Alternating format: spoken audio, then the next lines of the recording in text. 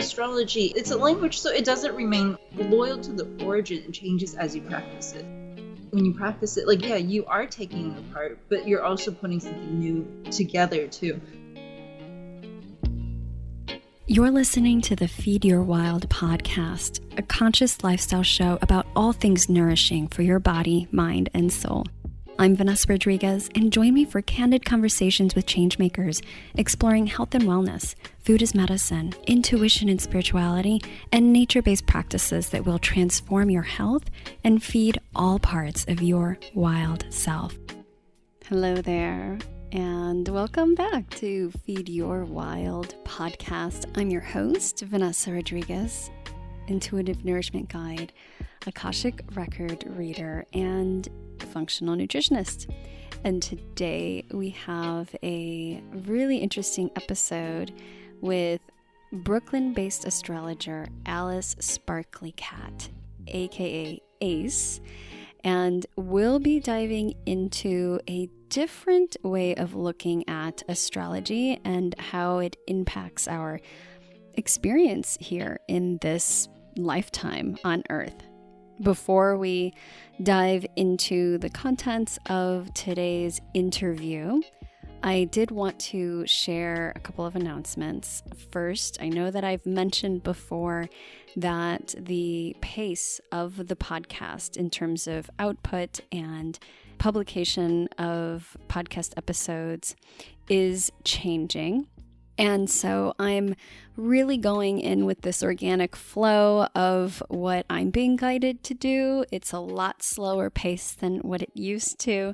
And so there won't be episodes coming out every single week as it has been in the past.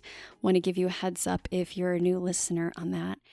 We will be introducing some different formatting and some exciting stuff with conversations that I'm really excited about having on the podcast.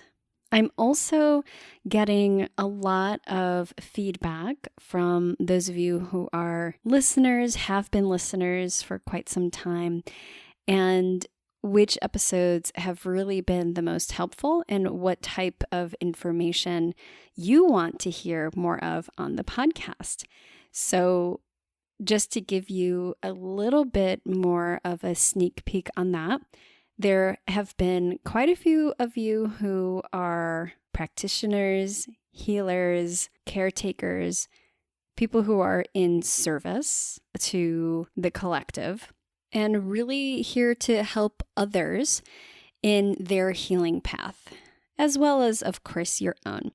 So based off of what I'm hearing as feedback from many of you, I'm definitely going to bring in more insights, tools, experts that can provide more information and inspiration for those who identify as healers and practitioners and caretakers and helpers, and those who are here really dedicating a lot of their energy and time to support others.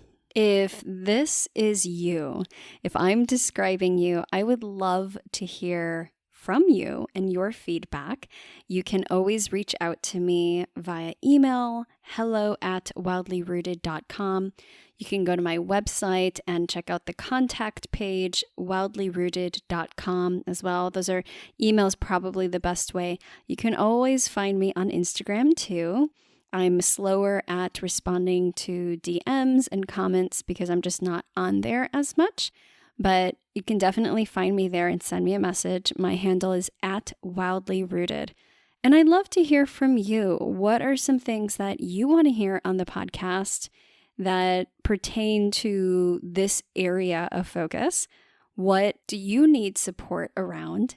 And if there has been any resource or teacher that has been really helpful for you in your journey, I'd love to hear about it as well. And maybe we can even have some of your mentors and teachers on the podcast. My second announcement is that I'm opening up doors to a renewed 90-day private mentorship program.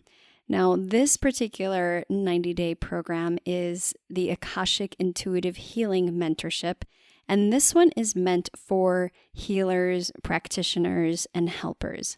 This will be a 90-day accelerated mentorship program to assist you in developing your intuitive healing practice.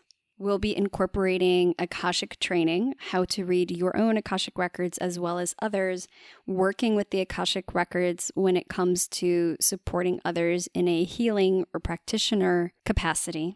Intuitive skills and foundational practices.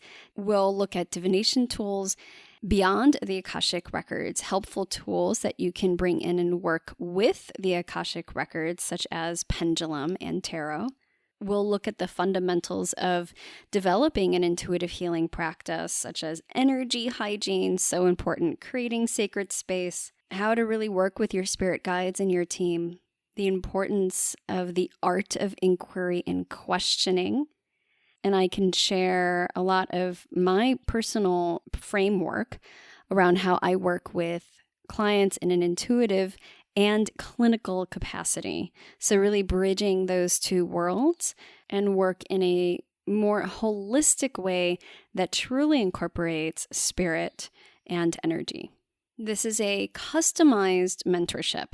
So you will bring what you most need and want and desire to learn, and we'll customize this intuitive healing mentorship to you and where you are at in your journey. So if you are a total newbie, but you're just beginning to practice working with people, with clients or patients, or you've been doing this for a long time, let's say you're a seasoned nurse or therapist or coach or doctor, and you want to begin to incorporate the intuitive elements in the Akashic records and a more spiritual approach to your work, then I'd highly recommend you check this out.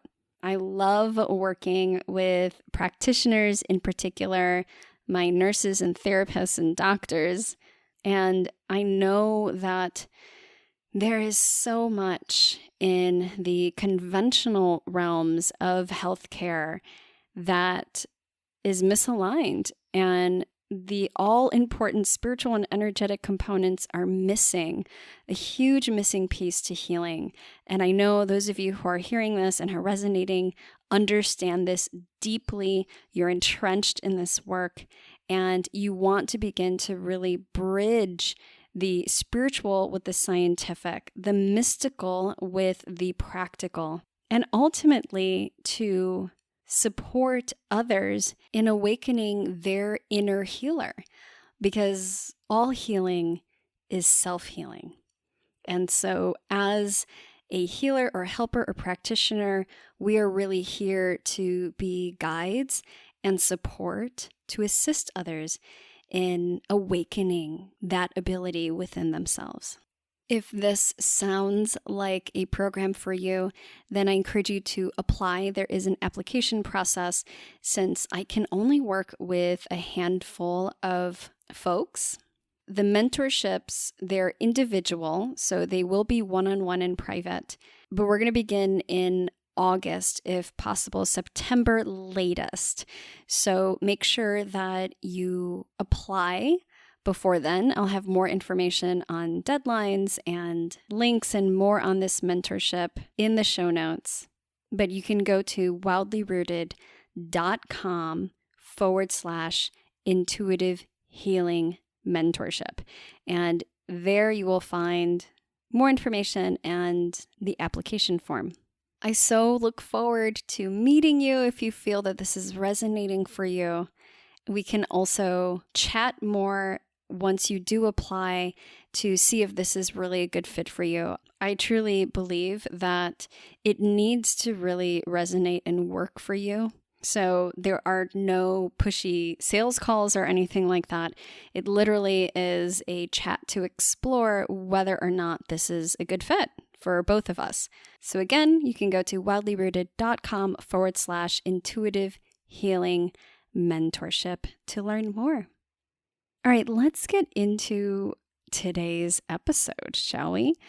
Again, we are speaking with Brooklyn astrologer Alice Sparkly Cat, aka Ace. I was first introduced to Alice Sparkly Cat through their publisher of their new book, North Atlantic Books, which I'm a huge fan of. I was introduced to their book, Post-Colonial Astrology, Reading the Planets Through Capital, Power, and Labor.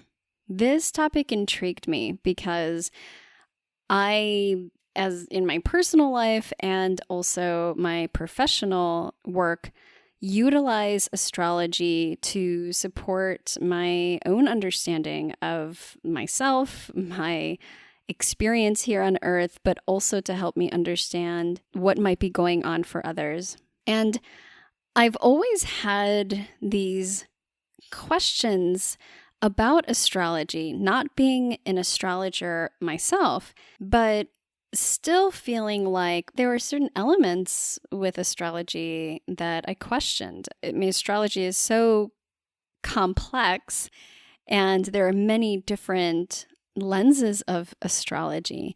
So when I received this book on a post-colonial astrological lens, it really brought to light some of these questions around influences and connections in a more explicit way. Ace's book is more of an advanced course in politicized astrological history and application, and a queer POC and intersectional lens and resource. So it's definitely not a Astrology Basics 101 or Learn Your Sun Sign type of introductory guide. Rather, it really looks at decoding the planets from a magic-forward post-colonial perspective. So in this way, we can see astrology is an intersectional, political, and magical language with a cross-cultural history that really informs our relationships to the planets and to ourselves. I was fascinated by this because any system that we might utilize and bring into practice has its origins somewhere. And I think that it's really important, especially as practitioners, but even just anybody working with these systems such as astrology or human design. I think it's always a good idea to take a look under the hood and take a look at the origins of the system that you are working with. I think even just out of sheer respect for the system and working with that, not that it can't be utilized or helpful without understanding the origins, but there's something to understanding the origins that help us to understand some of the influences and biases within that system. And that's important because that inherently impacts how we experience, how we interpret and receive information from this system, and how that influences our real lives and our relationship to ourself. So in this interview, we go over this concept of astrology as language and how the reshaping of astrology as a language can reshape our experience and relationship to the cosmos and their influence upon our lives. We cover how to reframe your relationship with astrology and switching from a fatalistic or victim lens to a more empowering stance and relationship. We talk about why it might be easier for people to accept unseen forces at work, such as cell phones or internet communication, but have a really challenging time, quote, believing in something like astrology. Ace shares how they reconcile a post-colonial astrological framework with the more casual, pop, and less obviously political approach to astrology that's popular within the mainstream. We also get into some personal reflections, like my personal Gemini North Node experience and Ace's spot on reflections on that. And Ace has some pretty good advice for budding astrologers or astrology enthusiasts that I think is really relevant in these emergent times. We're really living in a time when we're moving beyond some old concepts, stories, confinements that have been very harmful.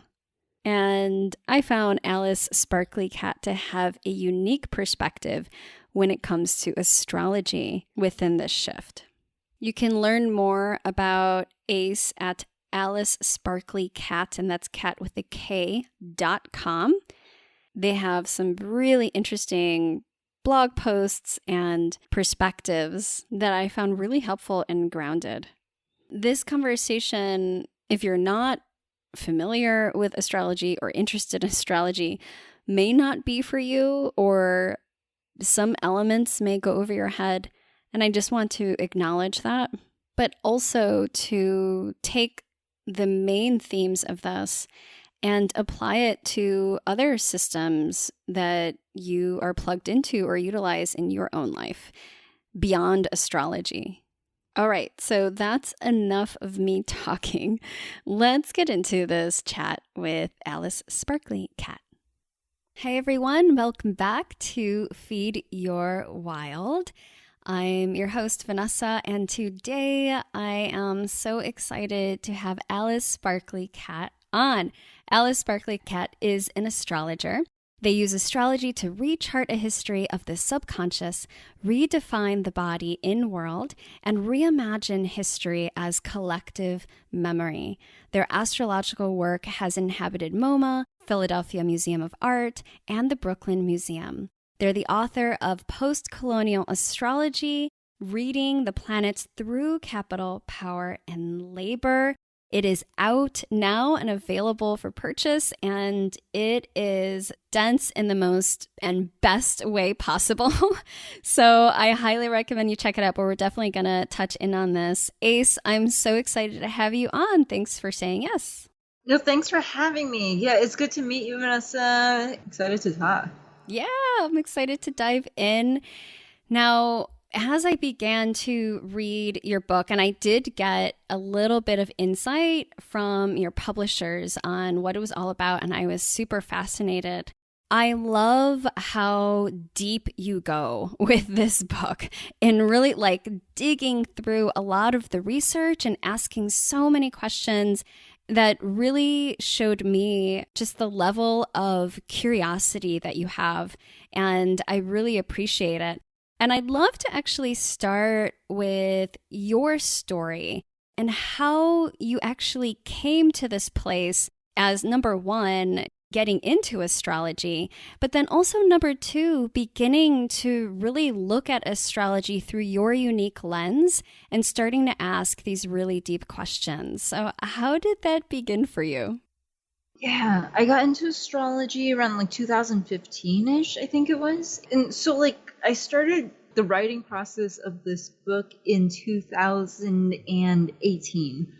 I think it was 2019, something like that. So, during all that time, I was doing astrology workshops with community, doing client work. And I feel like a lot of questions around just what astrology is always up, and especially around Western astrology. So, Western astrology, is it really Western? How does it work? Yeah, is it a climate-based astrology? Does it normalize certain climates over others? How does climate change affect astrology? Things like that. So, when North Atlantic Books reached out to me, they were like, hey, do you want to write something? And I was like, yeah, this is what I've been obsessed with for years. And then the writing process, kind of took off from there. Yeah, I love how it's sort of again, your curiosity guiding what really wants to come through. And I feel some really important, significant questions that you just touched on, in addition to many that you touch on in the book, are questions that I feel a lot of people have maybe been asking over the years, but have really seemed to culminate and are rising in more of like this collective field, at least in the so-called channels that I follow through like media and social media and circles and communities, just these discussions of really asking the questions about the whys and the hows and like who created this system and like the narrative around certain things. So I'm interested in looking at how you began to really talk about, well, engage with astrology and talk about it through what sounds like more of a magical lens and what that means. So for people who may not fully understand, like astrology as this intersectional, political, and magical language. Yeah, so how did that happen? Because, you know, there's a lot of astrologers out there, but they're not all looking at it through this type of framework and lens. Yeah, I think that astrology is like, I mean, it's just a way for people to talk to other people because it's a language. That's what it is. It's not a religion. It's not like, yeah, it's a language. It's pretty pragmatic in that way. And then I was doing an event with Don't Tell the Village Elders yesterday, and there was something that someone said during that workshop where someone was talking about language and like kind of the frustrations and joys of organizing people. I had this moment where I was like, whoa, like language is an organizing tool. Like that's what it is. And the way that I practice astrology and personally, which could be different, you know, everyone has their own relationship to it. It is something that I do client work with. And so I'm talking to people through those sessions. But I'm also playing with astrology in a different way, just with friends, with my partner, with community. And like it's another use of kind of a similar language too. And yeah, I think that magic, it doesn't have to be something that's like very elevated or organized even. Like I think it's just something that's like pretty mundane. It's something that you do for your life. There's a quote that you have in your book that really struck me. And I think that it asks or begs us to ask this really important question. I just wanted to read it and talk about it a little bit. And the quote is, "The truth is, the thing that is astrology is not what offers healing to astrology fans. The history of astrology developed out of white supremacy and capitalism and patriarchy. The ways that we see Venus and Mars and gender, the ways that Jupiter and Sun and rulership have been defined, have served power rather than working against it. Astrology, as we have inherited it, does not offer us authentic identity. Astrology offers us Roman identity, Roman belonging, and Roman humanity. This is why we must continually work to destroy astrology as we practice it, because we look for identity from it." And I'm wondering if you can speak more into that last line of continually working to destroy astrology and what you mean by that. Yeah, I think that part of the experience of being a person of color is that you're constantly engaging in a language that is always eroding at the moment of you practicing it. So then what you experience is like you're keeping a language alive also by using it. And then you're also seeing it change when you use it, when you enter it.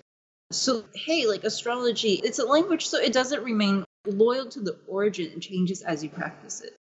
When you practice it, like, yeah, you are taking it apart, but you're also putting something new together too, in terms of how you talk about archetypes, what you use them to talk about for, in terms of how you might talk about gender with Venus and Mars, how you might talk about, you know, like all kinds of things. You know? Yeah, I really appreciate that perspective of astrology as a language and then looking at language. I remember talking to, gosh, it was so long ago. I had this other guest and I'm blanking on her name. Oh my goodness. But she has a book called Word Up and her name's going to come to me in a moment. But yeah, her book is called Word Up. And we were talking about the power of words and language. And there was this moment where I remembered reading from this one teacher, Martin Prechtel. He had worked with some Mayan cultures and communities. And their frame of reference and usage of language, which was vastly different than a lot of the rest of the world. And so that their use of language was more of one of belonging. So whereas our language is more one of exclusion and separation and individualization, which has been something that I've been thinking a lot about. And I'm wondering, in that same way, are there different ways that you have found to utilize this language of astrology that can help shape and reshape the way that we relate to the planets, or, you know, some of these like old stories that we used to hold as true because that's what we've learned, or maybe because of dogma within the astrological perspective? I'm not sure if that question is clear. I guess I'm just looking at like how we can, since language can be a little bit more of this fluid thing, can it shape the way that we relate to the cosmos in a different way? Yeah, I think it was like, I was talking to Micah Woods and Janelle Belgrave, and we were talking about role playing. And then I remember Micah Woods said something about like, whoa, like I feel like a lot of people have like a kinky relationship with astrology, where like, it's like, hey, we have all these meanings that are created through conflict, actually. Like, that's the beauty of astrology. It's like, it's really associative. So a lot of the meanings and archetypes, they're not created through consensus all the time. Sometimes they are, but then they're created through conflict too. So then you'll have planets that mean opposing things. They'll mean two things that are opposite. And then, yeah, I remember Mecca said, like, I think people have this really kinky relationship with astrology where we're play acting certain things that impact us. And we're kind of like, we're sorting out our emotions about it. We're engaging in catharsis about these meanings. And I think that's really cool, because when you role play something, when you do it without like replicating it, but kind of by performing it, like you change it too. You change your relationship to it all the time. You change other people's relationships to it.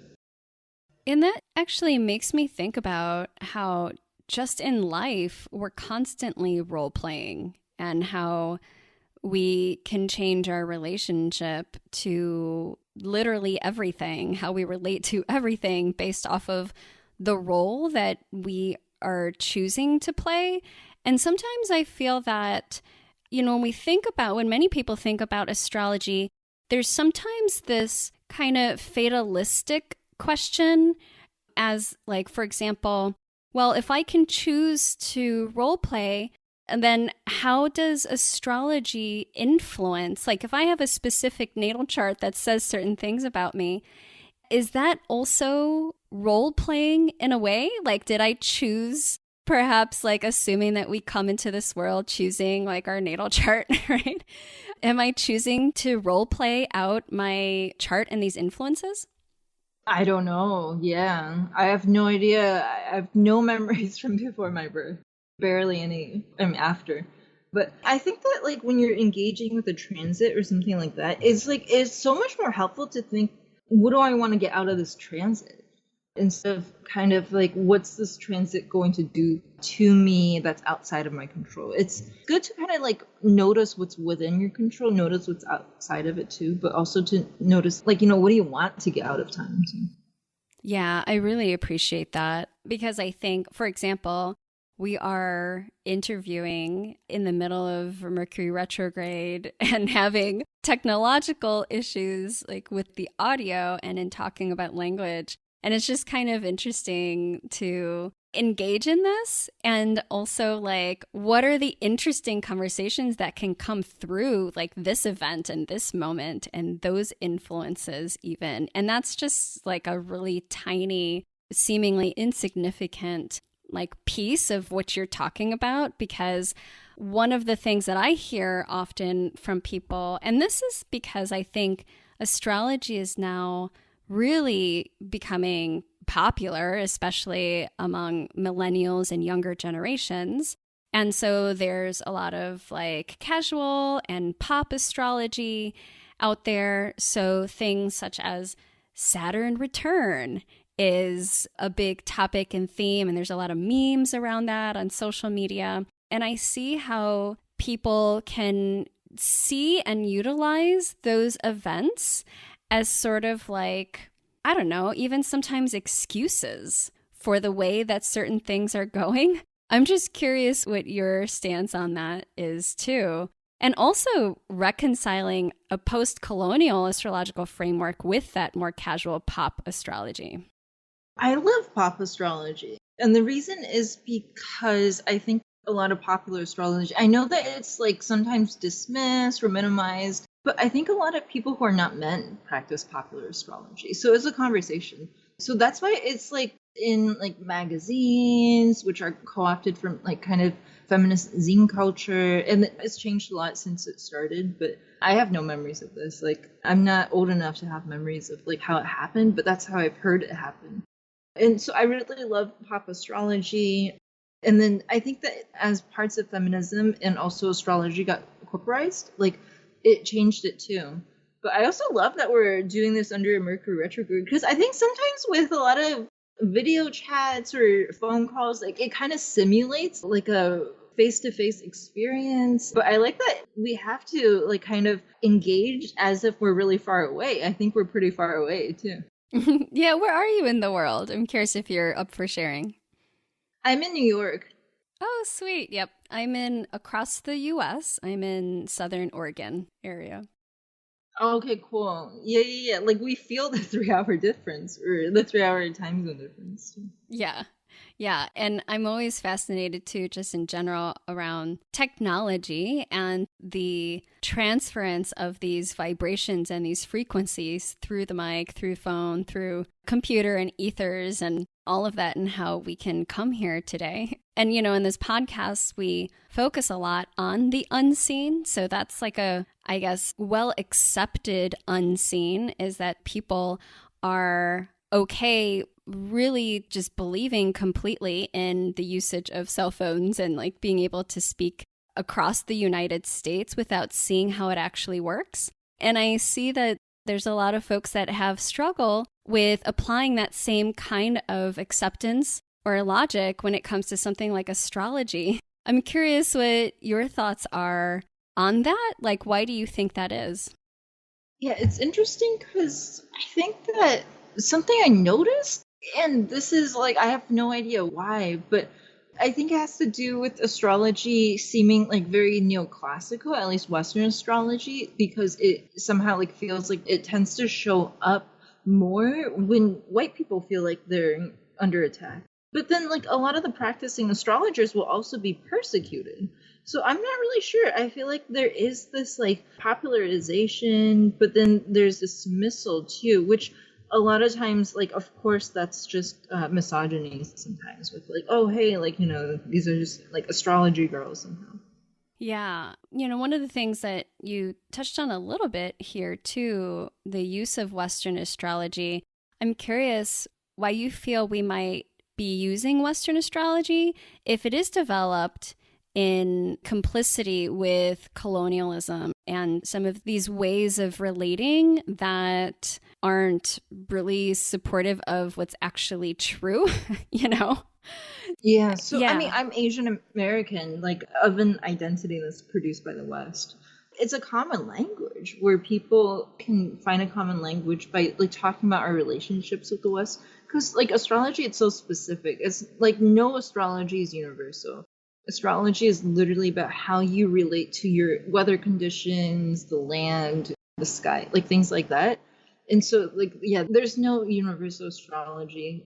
Yeah, I want to use Western astrology because I do want to talk about the West with clients, with friends, about how it has a real impact on our lives. Yeah, to just start conversations so then we can produce new knowledge as a result of those conversations. Yeah. Well, I want to kind of come back to your book and the origins of it. And what really prompted you to like write the specific book that you did? And I know you said that you were kind of like obsessed with these topics, but I'm curious what really prompted you to do so and what you hope that this book does for astrologers reading this book who maybe have a complicated relationship with that Western cosmology. Yeah, I wanted to make something that was like just useful for people who practice astrology. I mean, there's no technical information in the book. Like anyone who kind of has an adjacent practice or just kind of likes to use language in some way, hopefully can find a use for it. I was specifically focusing on the 7 traditional planets within Western astrology because I wanted to make some things useful for everyone who's using astrology, but then kind of going, hey, like I don't have a connection to Zeus, like I don't have a connection to like Kronos or anything like that. Yeah, I appreciate that too, because I think the more that I'm learning, I consider myself more of like a beginner when it comes to astrology, even though I've really found it super useful in understanding my experience, especially looking back. And I think it's always like 2020 looking back, right? And then being able to apply like, that makes a lot of sense. A lot of those interconnections and astrological influences, which I actually want to bring up in a little bit with you. But I also feel like when I dove a little bit more into like the mythology behind the various planets and the stories and the influences and the way that they're talked about and gendered, that I didn't connect with it. And it was hard for me to fully take in and understand like what do those influences mean. And I think you do an amazing job at really asking those questions too. Like, for example, Venus and beauty. Like, you know, whose standards of beauty are we talking about? Or Mars and that like masculine and conflict, but like what side of the conflict are we thinking of? So what are the ways that are helpful for you to relate to these planets and these influences?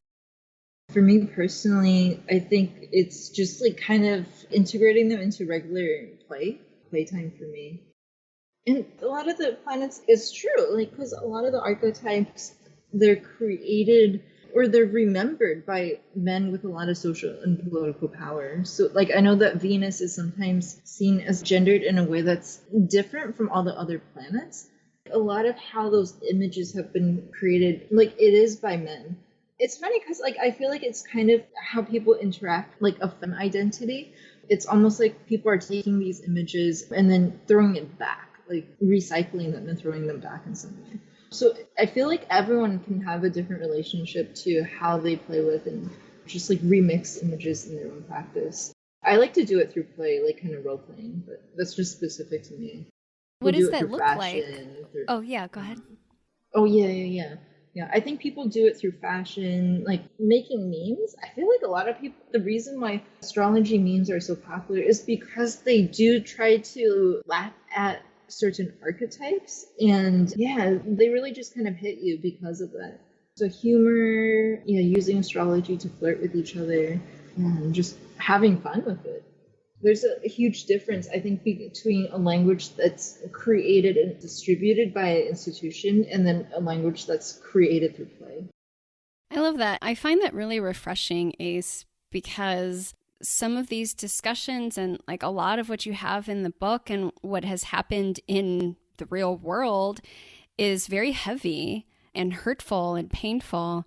And I just love how you're really sort of calling us into, well, at least sharing your relationship with it and how a playful relationship can be one of the most supportive, especially when there's a lot of like historical pain attached to it. Yeah, I think so. Because like in order to play, like your standards have to be really high. You literally can't relax and play unless you feel like that you can create a space of safety, that you feel like you're protected. I feel like play seems so trivial, but it's actually so important. Mm-hmm. Well, one of the things I wanted to talk about and transition a little bit onto is this topic of voice. And, first we're talking about language and now we're talking about voice. And the whole last month and this month on the podcast, voice has been kind of a theme because mostly I'm really interested in this topic, all these different ways, but also I had a program to support people in looking at the voice center, the throat center, and bringing in nourishment to that place. And by the way, for everyone listening, I highly recommend you check out Ace's website and your articles on your blogs. They're so great and weaving in a lot of connections. For me, at least, I have a lot of ahas. And one of them was on Gemini North Node. You're doing, or you did, a node series, a series on the nodes. So Gemini North Node, Sagittarius South Node, which that is my chart, my nodes. And I would consider myself... Oh, no way. Really? Yeah, I would consider myself an older millennial. I was born in 1983. So it was just before that, kind of 1984 to 2002. And as I was reading your discussion on Gemini North Node, Sagittarius South Node, I was like, oh my God, you are literally describing my experience over the past like 15 years. And specifically on voice, you had mentioned that a lot of older millennial folks with Sagittarius South Node and Gemini North Node are also into podcasts and then have started podcasts. So here's another one. I'm another one for the books. I was going to say, like, yeah, I met so many people with that nodal axis, like with podcasts. I was like, oh, whoa. It's wild. Yeah. And you say you're not sure why that is, but I think it's really fascinating. You also mentioned there is something about this particular nodal axis that feels very unheard. And that really has been my experience, maybe not so much anymore, but literally most of my life up until probably my late 20s or early 30s. And that I've always had this craving to start conversations, which is the whole reason why I have this podcast. And the whole reason why I created that program, it's called Feed Your Wild Voice, because I had so much struggle and challenges around voice, around feeling unheard, and also just wanting to be able to start conversations and say things, but almost not being able to, and feeling frustration and feeling fear and all of that. Yeah, but I just wanted to kind of share that with you because that was a reflection that I was like, oh my God, you're so on point with the nodal axes.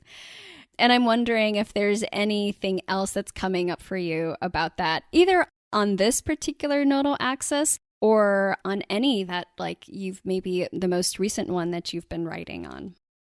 Yeah. Thanks so much for sharing that. That's amazing to hear.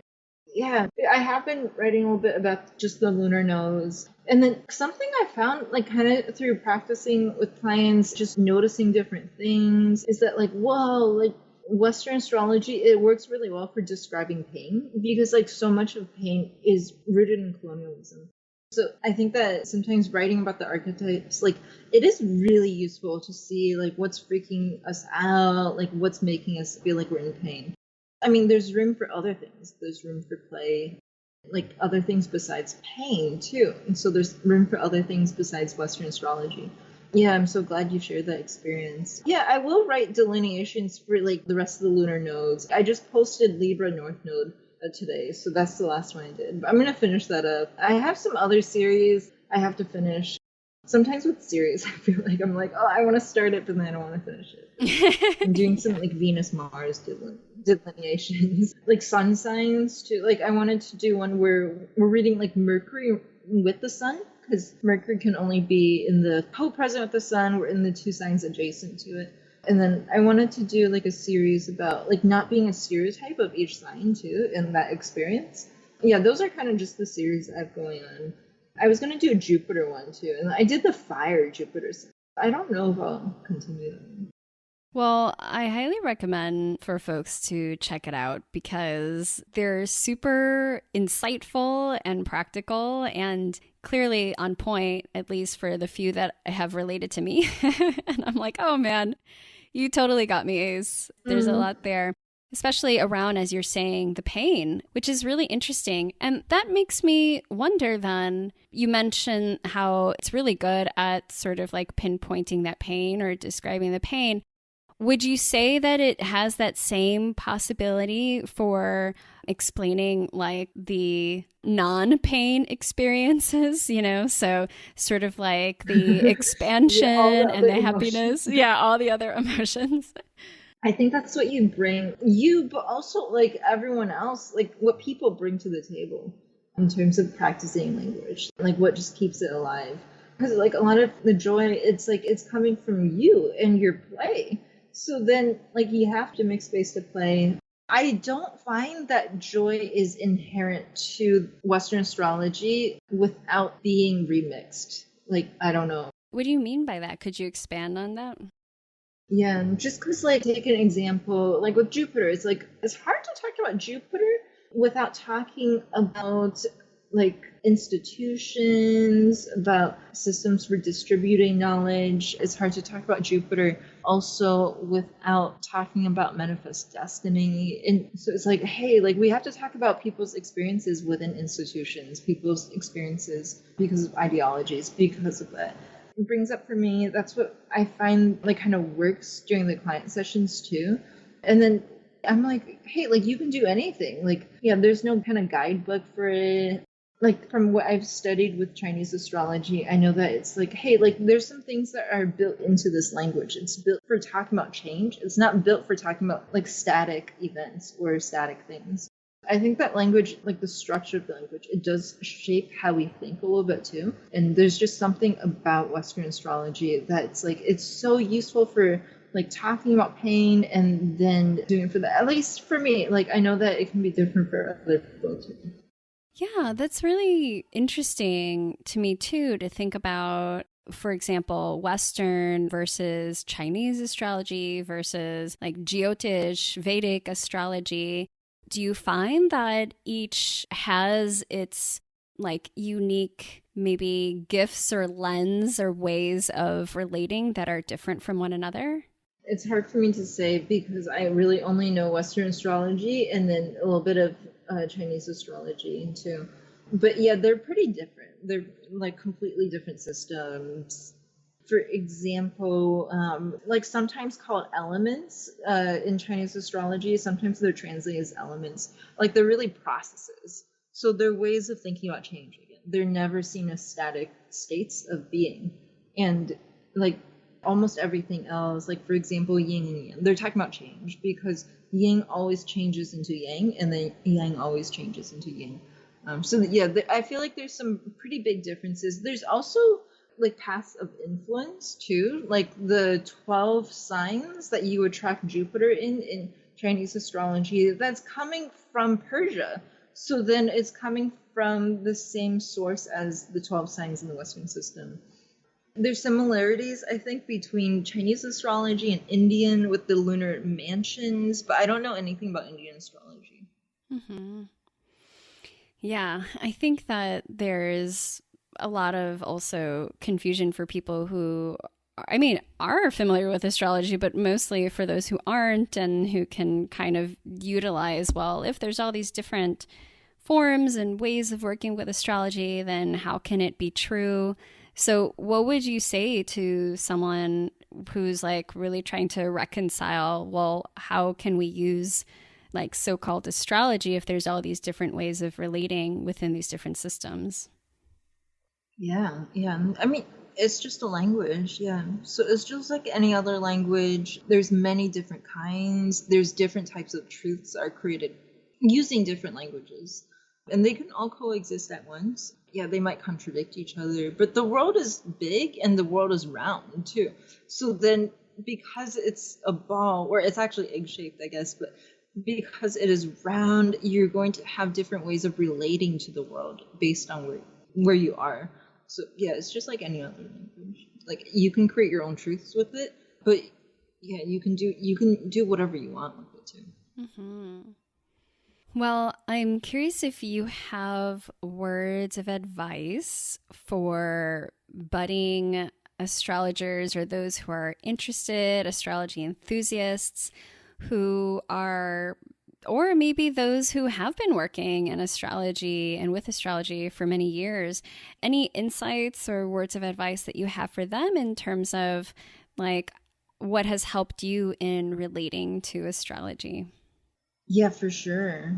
I think that if you're just starting out, like kind of getting into astrology, like trying to use the language in a way that you want to, basically. Like, yeah, you don't have to, get into really fancy technical stuff. Like, you can be tremendous astrologer and know very simple techniques, but then like be very well versed in how to use it to ask questions with a person and to start a dialogue. So like that's where you're doing a lot of the learning. I would actually try to not delineate during client sessions if you're doing those, but you can also practice astrology any way you want too. If you're like, hey, I'm a musician, I want to make astrology, like, use astrology in my music, or I want to write stories, and like somehow astrology and like different timekeeping methods are within that. Like, you're an astrologer too, so you don't, there's no standard model for like how you have to practice astrology. But yeah, do what you want with the language. It's just a language, so it's not a goal of like in and of itself. Mm-hmm.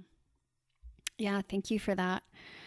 And I think that also makes me think about other things and like systems that I use in my life, and also seeing a lot of those as language too, which sort of almost like gives this inherent permission to like be yourself with it, because I feel like so often we might learn something and then we think we have to kind of conform or shift certain ways of being or the way that we think in order to practice it or to do it.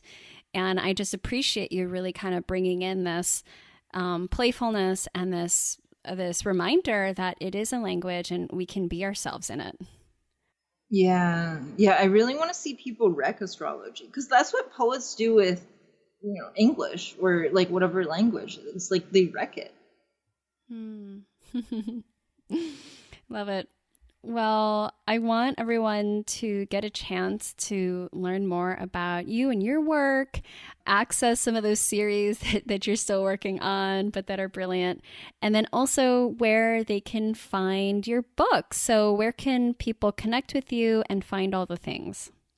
Oh, yeah. You can order the book wherever you get books. So contact your local bookstore. Don't go through Amazon, Yeah, if you want to get it online, if you go to my website, Alice Sparkly Cat, you can just click on in the nav bar. There's like Post-Colonial Astrology. The page will say pre-order because I just haven't changed that yet, but it'll take you to Mil Mundos where you can order the book.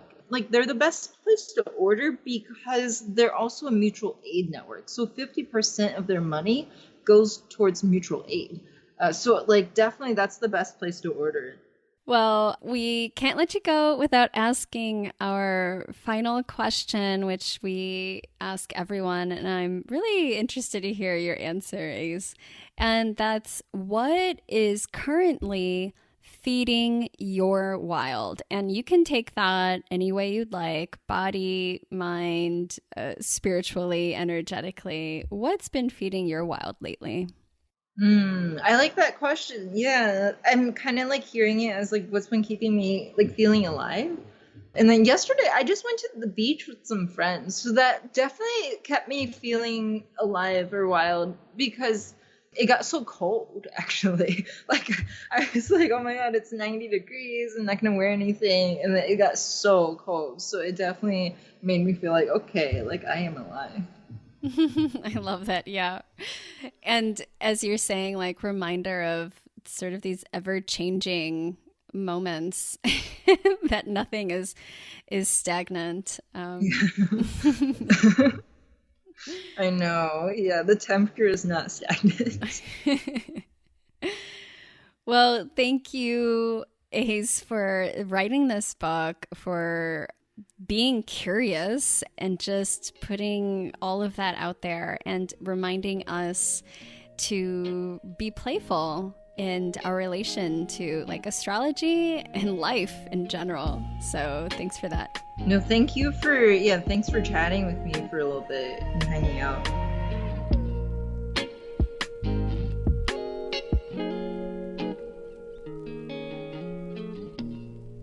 Hey there, I made something for you. One of the biggest challenges that I hear from people is that they are feeling stuck when it comes to their health. You're a smart, capable, and creative change maker, right? And you know what you should be doing for your health. So what gives? Well, it's not about willpower. And I wanted to create something that would help you to unlearn the things that are keeping you stuck so that you can get out of your own way and master the mindset of health. That's why I created Wildly Unstuck, where you'll learn the top 5 things that I have found to sabotage your health goals and what to do about them. You'll learn what it really takes to become committed and unstoppable when it comes to your health goals and find the clarity you've been looking for so you know exactly what to do to get back into alignment. And I made it totally free. So if this is something that you want to dive into and create a vision and soul goals for your health and your life and bring your gifts to the world, because we know that we need it, then I invite you to join us in Wildly Unstuck. You can find that at wildlyrooted.com/unstuck. I'll see you on the other side.